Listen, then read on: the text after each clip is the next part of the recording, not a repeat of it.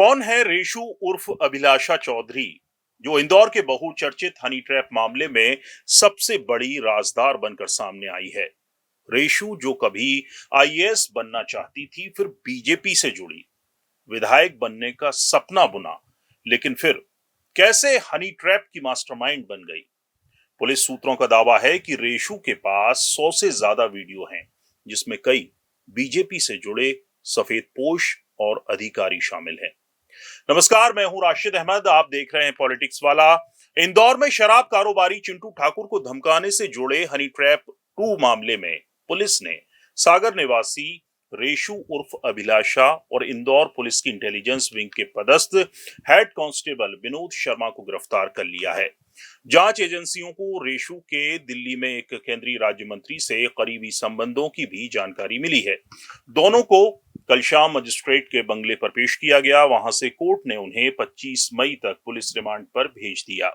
इस high profile मामले की गंभीरता को देखते हुए दिल्ली से इंटेलिजेंस ब्यूरो के अधिकारियों ने भी इंदौर पुलिस से पूरे केस की जानकारी जुटाई है।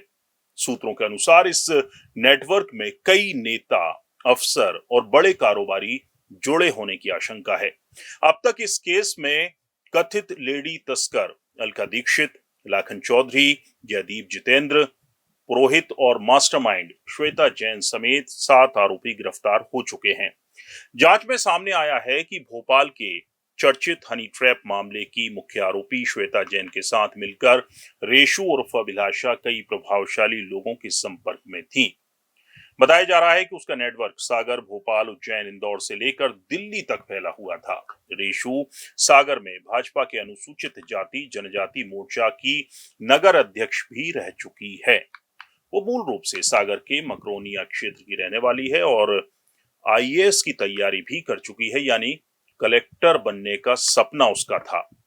जानकारी के मुताबिक पढ़ाई के लिए वो ओमान भी गई थी। वहां उसने एक कारोबारी से शादी की, लेकिन बाद में दोनों का तलाक हो गया। भारत लौटने के बाद उसने राजनीति में सक्रियता बढ़ाई और सागर में यूपीएससी कोचिंग सेंटर भी संचालित किया। इस दौरान उस पर कुछ लोगों से धोखाधड़ी करने के आरोप भी लगे। सूत्रों के अनुसार सागर में एक विधायक से नजदीकियों को लेकर रेशु चर्चा में आई थी।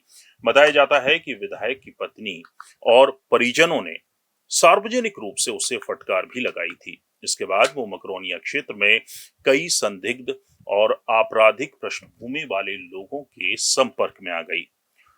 कोविड का वो दौर था जब वो कई भाजपा नेताओं और एक विधायक के साथ सामाजिक गतिविधियों में सक्रिय दिखाई दी थी। उस दौरान उसकी तस्वीरें और वीडियो इंटरनेट मीडिया पर वायरल हुए थे, जिससे उसकी राजनीतिक पहुंच को लेकर चर्चाएं तेज हो गई थी। वो विधानसभा चुनाव लड़ने के लिए अपने होर्डिंग्स भी उसने लगवा दिए थे। चर्चा ये भी रही कि भोपाल के एक बड़े भाजपा नेता के संपर्क में आने के बाद उसने नरियावली विधानसभा सीट से चुनाव लड़ने की तैयारी शुरू कर दी थी। क्षेत्र में होर्डिंग्स लगवाकर उसने अपनी राजनीतिक मौजूदगी दर्ज कराई थी। हालांकि वर्ष 2018 के विधानसभा चुनाव में भाजपा ने प्रदीप लारिया को प्रत्याशी बना दिया और उसकी राजनीतिक महत्वाकांक्षाएं अधूरी रह गईं। फिलहाल इंदौर पुलिस पूरे नेटवर्क की कड़ियों को जोड़ने में जुटी है। हालांकि पुलिस ने आधिकारिक रूप से किसी बड़े खुलासे की पुष्टि नहीं की है, लेकिन मामला सामने आने के बाद सागर की राजनीतिक और प्रशासनिक हलकों में हलचल जरूर तेज हो गई है।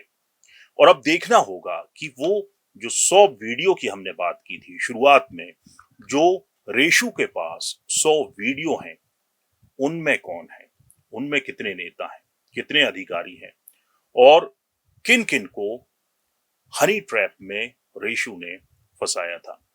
पूरा वीडियो देखने के लिए शुक्रिया। वीडियो पसंद आया हो तो लाइक कीजिए, शेयर कीजिए और हमारे चैनल पॉलिटिक्स वाला को सब्सक्राइब जरूर कीजिए। नमस्कार।